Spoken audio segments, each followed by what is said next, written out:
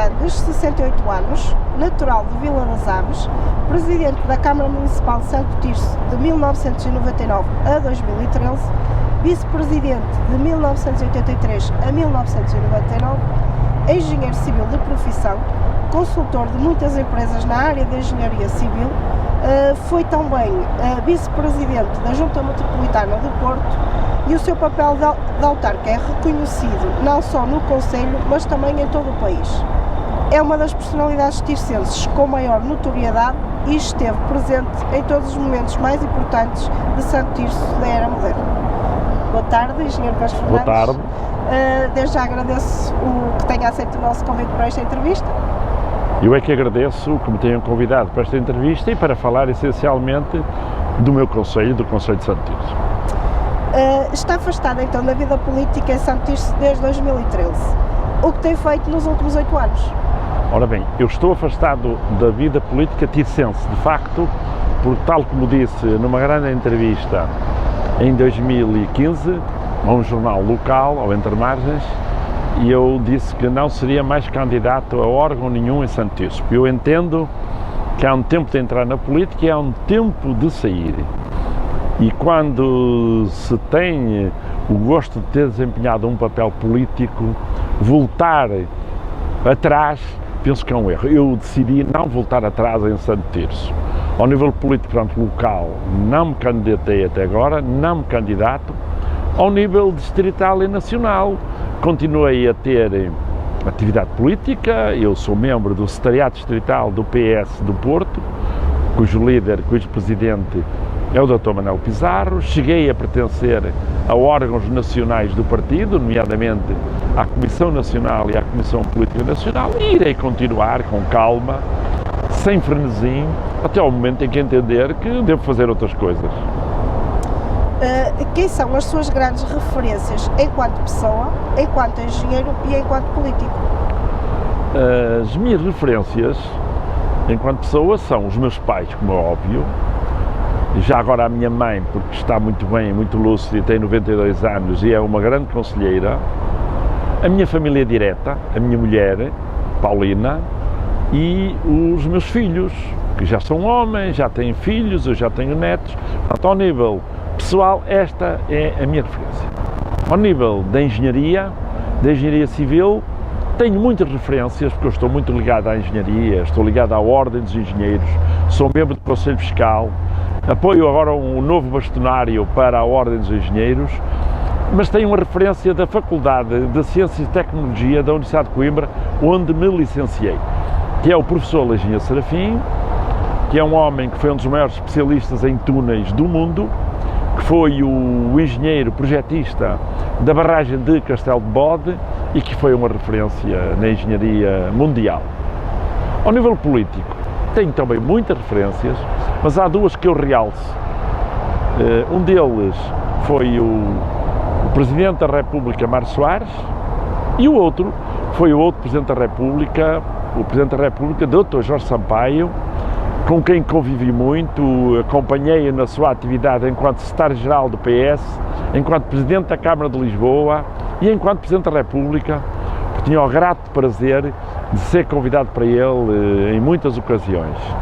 E ainda hoje recordo muito bem a capacidade intelectual de uma figura que também era de nível mundial. Ainda recentemente, como sabe, as Nações Unidas homenagearam-no porque ela é de facto uma referência do mundo, para o mundo. Vila das Aves é a segunda maior freguesia do Concelho de Santo Tirso e é também a sua terra natal.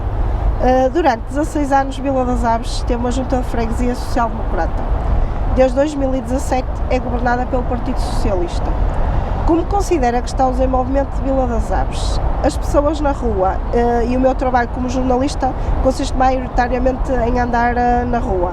Criticam há vários anos um suposto abandono da freguesia e da falta de investimento. Isso é algo histórico, até não é de agora. Qual é a sua opinião? Bem, a minha opinião,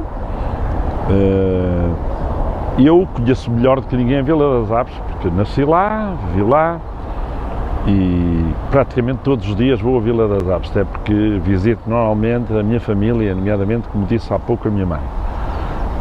Eu, como disse, acompanhei desde 1983 até 2013 o processo de desenvolvimento de Vila das Aves. E só quem não conhece o que se passou nesses anos todos é que pode dizer que não tenha havido investimento. Não vou aqui enumerar os inúmeros equipamentos que foram feitos na Vila das Aves, os inúmeros infraestruturas que foram feitas. Eu recordo que a Vila das Aves, em 1999, não tinha praticamente rede de infraestruturas de água e de esgotos. Em 2, 3 anos foi feita toda a rede de infraestruturas de água e esgotos, com algumas lacunas, mas só essa infraestrutura geral foi muito importante. Foram construídos imensos equipamentos, a Escola Secundária Dom Afonso Henriques, o Centro Cultural de Vila das Aves, a sede da Junta de Freguesia de Vila das Aves, o Centro de Saúde de Vila das Aves, o quartel da GNR de Vila das Aves, foi feita a habitação, foram feitos contratos em aumento da habitação, foi feita a habitação social. Portanto, estaria aqui muito tempo a fazer essa divulgação. Isso está tudo publicado. Portanto, em 2009 editei um livro do investimento público em Vila das Aves, realçando os pormenores todos, desde que praticamente fui vereador. Portanto, estou à vontade para falar. É lógico que havia uma proximidade muito grande da minha parte, quer enquanto presidente, quer enquanto natural da Vila das Aves. E, portanto, eu conhecia muito bem a Vila das Aves e, exatamente por isso mesmo, fazíamos esses investimentos, porque eram investimentos absolutamente necessários para a Vila das Aves, ao nível urbanístico, ao nível das pavimentações, ao nível dos arranjos, a todos os níveis. E isso talvez não tenha acontecido tanto nos últimos anos, nos últimos 4 anos.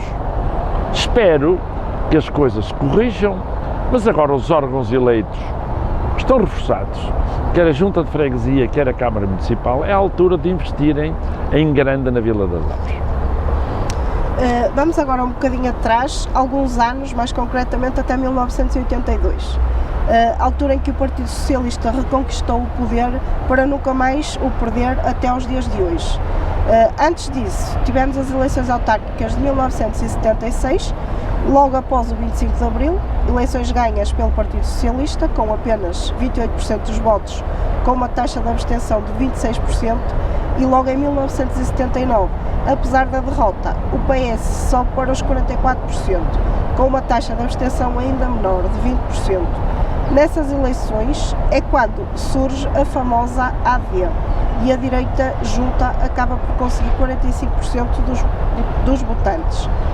Em 1982, a direita desintegra-se, o PS até baixa para os 43%, mas vence as eleições com uma abstenção maior de 24%. Desde então, nunca mais perdeu o poder, sempre com vitórias com percentagens entre os 40% e os 50%, e sobretudo com uma abstenção sempre próxima dos 30%. Em 2009, data da sua última vitória, teve 47% dos votos com apenas 30% de abstenção. Como é que o Partido Socialista construiu, desde o início dos anos 80, este poderio que tem em Santo Tirso? Ora bem, o grande responsável para a implementação do Partido Socialista no Conselho de Santo Tirso foi o Dr. Azuil Diniz Linhares Carneiro, que foi o primeiro Presidente da Câmara, eleito depois de 25 de Abril, exatamente em 1976, com uma percentagem até relativamente baixa. Ele não tinha maioria absoluta. Depois, em 79, houve uma alteração, foi formada a AD, com o PSD, PPD, com o CDS e com o PPM. Também ao nível governamental existia a AD, liderada na altura por Sá Carneiro, e aqui a AD em Santo Tirso conseguiu derrotar o PS, apesar do PS ter subido 10 mil votos entre 1976 e 1979. Portanto, a AD ganhou por poucos votos, muito poucos até, a votação, e de facto o PS esteve afastado do poder entre 79 e 82. Em 82, com uma lista nova, na qual me incluí, na altura fui independente, vereador independente, o PS conseguiu, de facto, derrotar os outros partidos e tivemos, na altura, a maioria absoluta. Desde aí, a implementação do Partido Socialista, a gestão do Partido Socialista, convenceu os eleitores da cidade e do concelho e não mais o PS perdeu a maioria absoluta na Câmara Municipal de Santo Tirso. Houve, de facto, uma evolução negativa, na minha opinião, ao nível da abstenção, que no início se situava nos 30% e que hoje já chega quase aos 50%. Nas últimas autárquicas, a abstenção no Concelho de Santo Tirso atingiu, por exemplo, na União de Freguesia de Santo Tirso, os 47%, e a nível municipal chegou quase aos 45%. São valores altíssimos. Nota-se que as pessoas se afastam um bocado da decisão política, mesmo ao nível local, quando o que era expectável é que, havendo um governo local, conhecendo os candidatos, as pessoas se aproximassem mais dos eleitos e votassem neles ou não, uns ou outros, não é? Há, de facto, um fenómeno que está a passar, tem de ser muito bem visto, a nível local, a nível concelhio e não só, também a nível nacional, porque o fenómeno da abstenção é um fenómeno que pode preocupar e que pode levar ao afastamento das pessoas à gestão da coisa pública. O processo do antigo Hotel Sidney poderá ter beneficiado o Partido Socialista na altura. Para quem possa não saber, pode explicar como decorreu este processo? As gerações mais novas podem não saber que naquela que é conhecida por Rua dos Bares já existiu um dos hotéis mais bonitos da região. Sim, a história do Hotel Sidney faz parte da história do século XX. Foi um hotel que, quando foi construído, foi um acontecimento nacional. Na altura, Santo Tirso vivia muito do termalismo, tinha, portanto, muitos turistas internos, turistas portugueses que se deslocavam geralmente nas férias para Santo Tirso, era uma referência. Entretanto, penso por questões até de menos atividade ao nível das termas, nomeadamente das casas de saúde, o hotel foi reduzindo a sua atividade até que chegou a encerrar.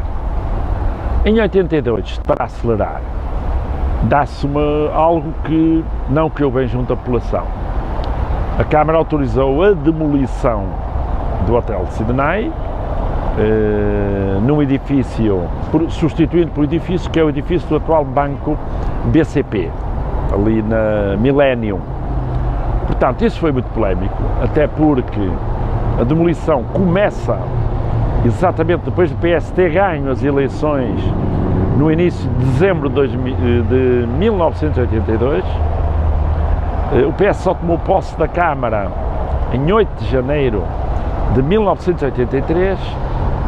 Eu penso que não terá beneficiado o PS isso, até porque a demolição é após nós termos ganho as eleições, após o PS ganhar. Então, o PS ganhou as eleições sem haver o fenómeno Hotel Sidney. Que a demolição terá tido repercussões negativas? Teve. Se beneficiou o Partido Socialista? Não sei. Sei que acho que prejudicou os partidos que tinham governado até 82 a Câmara de Santo Tirso e, de facto, desde aí o facto é que não mais o PSD, o CDS conseguiram chegar ao poder no município de Santo Tirso. Estamos agora no Passadiço de Santo Tirso, nas margens do Ave. Uma obra projetada no seu último mandato e inaugurada em 2012 por si e pelo então Presidente da República, Cavaco Silva. Foi um investimento de 4,5 milhões de euros e é uma daquelas obras emblemáticas do passado recente, do presente e seguramente que durante muitas décadas as pessoas irão usufruir desta construção. Como surgiu a ideia deste projeto e como foi possível executá-lo? Ora bem, este projeto, no local onde estamos, que é o do Passeio das Margens do Ave, as pessoas chamam-lhe o Passadiço, é um projeto que sucede a um outro, foi feito também no meu tempo, que foi o do Parque Urbano de Rabada. Portanto, inicialmente a Câmara adquiriu terrenos no lugar de Rabada, Burgães, então, por razões várias, inclusive urbanísticas, e porque se estava a transformar numa lixeira, foi entendido que deveríamos fazer ali uma recuperação urbana, algo que atraísse as pessoas da cidade, do concelho e dos concelhos vizinhos.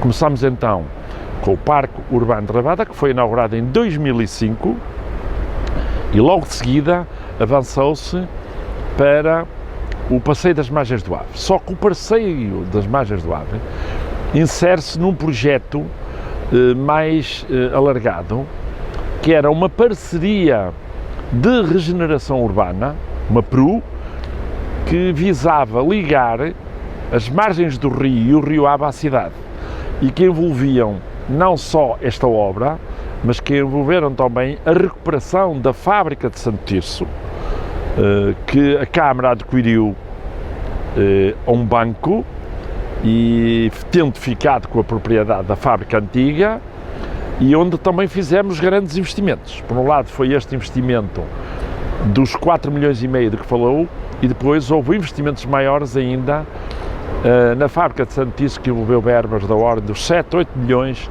só na chamada primeira fase. Isso permitiu a construção de uma incubadora de empresas de base tecnológica, permitiu a criação de um quarteirão cultural e industrial e permitiu a construção também de uma incubadora de moda e design. Tudo isso constitui a principal estrutura que está feita na fábrica de Santo Tirso.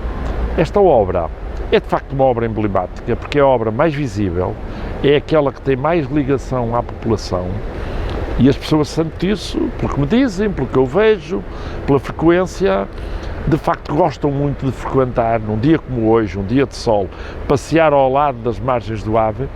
É de facto algo que é aliciador, é agradável e, como digo, é extremamente positivo, até para a vida moderna, muito ativa, em que o exercício físico é necessário, o lazer, o descanso, e vemos as pessoas felizes quando frequentam este empreendimento, que penso talvez tenha sido, não é o maior investimento que foi feito nos meus mandatos, mas é claramente aquele que maior impacto público criou, porque ainda por cima é um dos primeiros investimentos do estilo que foi feito na região toda, e muitos municípios, só muitos anos depois, é que seguiram Santo Tirso e criaram também os seus passeios pedonais e as suas ligações a rios que não têm a expressão do Rio Ave, porque, como se vê aqui, na zona da Ponte Antiga, na zona da Escola Agrícola, na zona do Mosteiro, tem uma beleza natural única, não é? Outro dos seus projetos que hoje em dia é utilizado por toda a população é a fábrica de Santo Tirso, que, como também já referiu. Ainda há poucas semanas atrás foi inaugurado o Centro de Arte Alberto Carneiro nesse local. O centro de vacinação, muito elogiado por todos, localiza-se aí, e há projetos para outros serviços. Os louros terão que ser em grande parte para a visão que teve há mais de uma década atrás? Os louros não são de pessoais, os louros são de todos, inclusive dos tircenses, das entidades públicas, concelhias e públicas nacionais que apoiaram estes projetos. Eu, só num pequeno pormenor, eu conheci pessoalmente o professor Alberto Carneiro, fui uma das pessoas que acompanhou a sua vinda para Santo Tirso. Ele tinha sido meu professor no Liceu da Póvoa de Varzim na década de 60, no 5º ano de liceu, professor de desenho, era um homem genial. Ele ofereceu-me imensos livros de toda a sua atividade, e tem aqui um centro com o seu nome, onde estão as suas obras, onde está o seu arquivo, e de facto é um homem com uma imagem de marca. E este projeto que foi agora concluído e inaugurado é mais um daqueles que eventualmente virão a ser feitos e que irão contribuir para se acabar definitivamente com o arranjo urbanístico das instalações da antiga fábrica de Santo Tirso. Voltemos novamente atrás, agora a 2001, ano das suas primeiras eleições autárquicas, enquanto candidato a Presidente da Câmara. O Partido Social Democrata fez aquela que é considerada por muitos a maior campanha de todos os tempos. O Conselho já não contava com a trofa, que se tinha separado. O candidato à Câmara também já não era da trofa, foi o Dr. Assureira. O candidato à Assembleia Municipal foi o engenheiro Eurico de Melo. Na altura a campanha foi muito forte, com muitas iniciativas. Santo Tirso ficou completamente decorado com cartazes do PSD, e no final quem ganhou foi o Partido Socialista e o engenheiro Castro Fernandes. É caso para dizer que há eleições autárquicas em Santo Tirso e no final ganha o Partido Socialista. Mas o Partido Socialista, para ganhar em 2001, tinha de ter mostrado trabalho. E eu já era Presidente da Câmara desde 1999, quando fui a eleições. Portanto, as pessoas puderam avaliar o meu trabalho de 2 anos e puderam decidir. E, na minha opinião, decidiram bem, porque decidiram a meu favor e porque me deram a maioria absoluta. Absoluta para a Câmara, absoluta para a Junta de Freguesia e absoluta para a Assembleia Municipal. É lógico que, na altura, a participação dos eleitores era muita, tinham índices de participação e de votação muito elevados, e eu honro muito por ter tido uma disputa tão forte, ter tido figuras nacionais a lutar pela conquista do PSD para Santo Tirso, e pronto, aconteceu o que aconteceu. Eu ganhei as eleições em 2001, tornei a ganhá-las em 2005, tornei a ganhá-las em 2009 e em 2013, por causa da lei da limitação de mandatos autárquicos, saí e também não fiquei insatisfeito porque, como disse, eu tive a hipótese, tenho a hipótese de ter uma vida muito mais calma, até mais ativa em certos aspectos e não ter aquela pressão política do dia-a-dia. O Concelho de Santo Tirso perdeu a trofa em 1998, há quase 24 anos. Pode explicar resumidamente como decorreu este processo? Santo Tirso ficou a ganhar ou ficou a perder sem a trofa? Colocou posteriormente o Estado em tribunal, venceu e Santo Tirso foi indemnizado em 7 milhões de euros. Sim. Santo Tirso era um concelho de uma dimensão muito grande no país. Portanto, nós éramos o 20º concelho do país. Isto em 308, 309. Por razões de ordem política, 3 partidos associaram-se na Assembleia da República em 1998. Era primeiro-ministro o engenheiro António Guterres e o que se assistiu foi que o PSD, o CDS e o Partido Comunista, na altura acho que CDU-APU, uniram-se numa votação conjunta contra o PS e ganharam a criação do Concelho da Trofa, fraturando o Concelho de Santo Tirso. O Concelho de Santo Tirso tinha uma escala muito elevada, tinha mais de 100 mil habitantes, tinha uma área muito boa, tínhamos 32 freguesias e o facto é que perdemos um terço da população, um terço da área, um terço da economia, portanto Santo Tirso não ganhou com isto. E eu penso que a trofa não terá ganho tão bem, ou melhor, ter criado um concelho pequeno, eu penso que não foi muito útil a nível nacional, mas isso é outra questão. O facto de eu ser este é que depois da criação do Concelho da Trofa, praticamente não foi mais criado mais nenhum concelho. Na altura não foi só a trofa. Começou com o Concelho de Vizela, o primeiro erro, e depois foi com a criação do Concelho de Louros e a criação do Concelho de Odivelas e foi com a criação do Concelho da Trofa. As razões políticas, por isso não é por acaso que o PCP vota a criação da Trofa para o PSD votar a divisão de Louros em 2 concelhos. Portanto, houve aqui questões claramente político-partidárias que sobrelevaram em relação aos interesses municipais, aos interesses da região. Aconteceu o que aconteceu. Santo Tirso e comigo, ainda em 2001, antes das eleições autárquicas, metemos o Estado em tribunal, era só o Estado que podíamos acionar. A decisão definitiva passou desde a primeira instância dos tribunais de Santo Tirso ao Porto, a Lisboa, ao Supremo Tribunal e terminou em 2011 no Tribunal Constitucional. E Santo Tirso ganhou em todas as instâncias.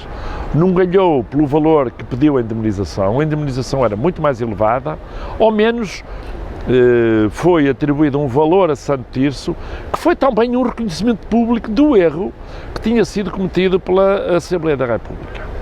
Os governos vários opuseram-se a essa indemnização, não queriam pagar. A história da maneira como o Estado acaba por pagar é uma história que um dia poderá ser contada mais em pormenor. De qualquer forma, Santo Tirso ficou com a área que tem, é um concelho bem estruturado, um concelho organizado, não tem tanta população, não tem tanta economia, não tem tanta economia diversificada, mas é um concelho também que se notabiliza a nível nacional e é uma referência e vai continuar a ser uma referência.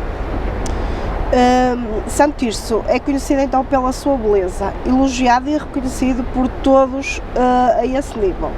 Gostaria que os pontos principais, principalmente da cidade, se mantivessem assim, refiro-me aos jardins, às praças, às ruas e às linhas gerais. Sim, eu acho que Santo Tirso tem belezas naturais únicas.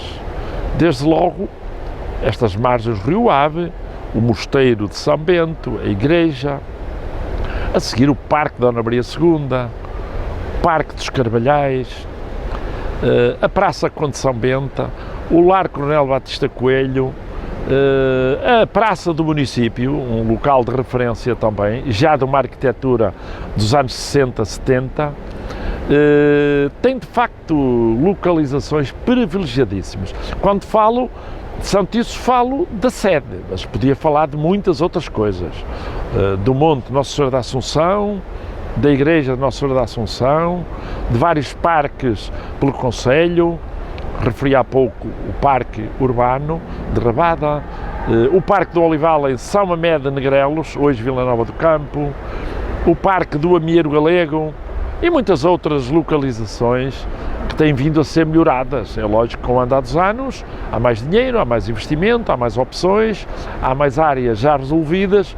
E penso que nós temos, de facto, eu sou um pouco conservador em termos urbanísticos, em termos históricos, em termos arquitetónicos, aliás, se me permite, não foi por acaso que em 2013 apresentei a candidatura a Património Mundial da Humanidade do nosso Mosteiro de São Bento e da nossa Igreja, não é?